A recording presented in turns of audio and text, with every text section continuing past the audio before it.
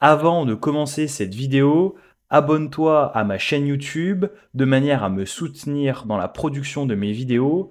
Sur cette chaîne YouTube, tu retrouveras des vidéos de moins de 5 minutes te résumant des cours d'histoire qui te serviront à améliorer ta culture générale ou préparer un diplôme ou un concours. À l'issue de la Première Guerre mondiale est signé le traité de Versailles. Le traité de Versailles est un traité de paix signé à Versailles le 28 juin 1919 entre l'Allemagne et les Alliés à l'issue de la Première Guerre mondiale. Par ce traité stipule la création de la Société des Nations, plus connue sous le sigle SDN. L'objectif de la SDN est de maintenir la paix en Europe. Cependant, les États-Unis ne feront pas partie de cette organisation, qui d'ailleurs se trouve ainsi affaiblie par leur absence. De plus, certains États refusent d'y participer, comme l'Allemagne d'Hitler.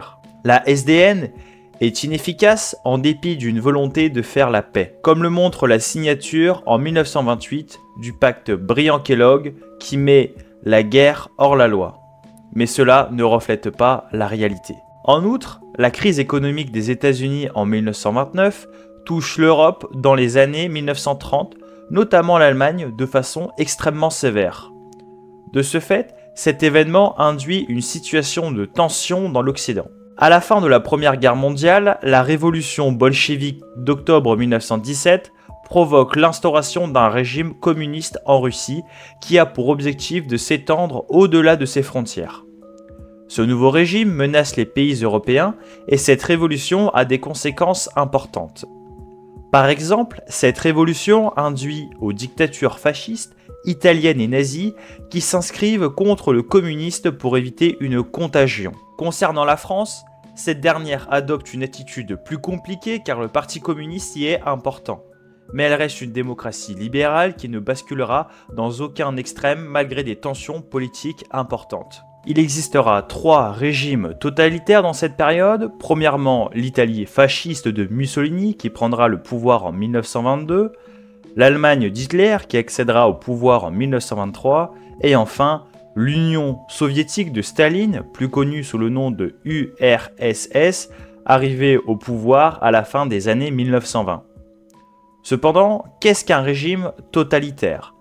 Un régime totalitaire est une dictature organisée autour d'un chef, par exemple Mussolini en Italie, et qui se donne pour objectif de transformer la société en profondeur, de l'encadrer afin de créer un homme nouveau. Par exemple, l'Union soviétique a pour ambition de créer un ouvrier de choc. Par ailleurs, l'URSS et l'Allemagne nazie sont 2 régimes très stricts. Par exemple, l'Union soviétique a procédé à l'exécution de dizaines de milliers d'opposants politiques dans les années 1930. Entre autres, l'Allemagne nazie procède quant à elle à l'exécution de ses ennemis au régime. Le nazisme est le régime qui va provoquer la guerre. C'est un régime fondé sur une conception raciale de l'humanité avec l'idée qu'il existe une race supérieure et une race inférieure.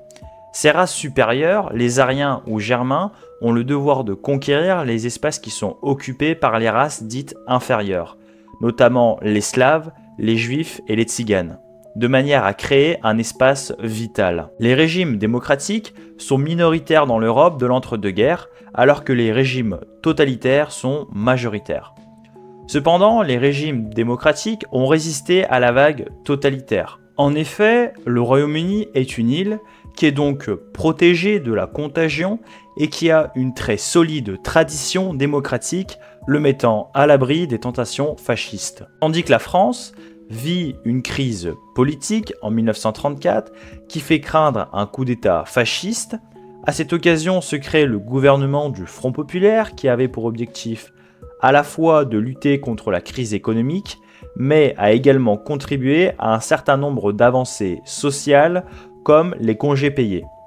Mais ce gouvernement a également voulu lutter contre le fascisme de façon maladroite, puisque la politique extérieure du Front populaire a été une politique timide qui n'a pas empêché Hitler de déclencher la guerre quelques années plus tard, en 1939. Pour conclure, les régimes autoritaires l'ont emporté, en particulier l'Allemagne d'Hitler qui a atteint son objectif car la guerre éclate en septembre 1939 après un certain nombre de coups de force perpétrés par l'Allemagne nazie. Au moment où la guerre éclate, l'Allemagne et l'Union soviétique, qui sont idéologiquement très opposées, se sont provisoirement alliés dans un pacte de non-agression qui a terrifié l'Europe libérale. Ce pacte permet donc aux Allemands de ne pas être inquiétés au début de la guerre sur le front de l'Est. Mais on observera dans une prochaine vidéo dédiée à l'histoire de la Seconde Guerre mondiale que le jeu d'alliance est un jeu à la fois mouvant, dangereux et rempli de surprises.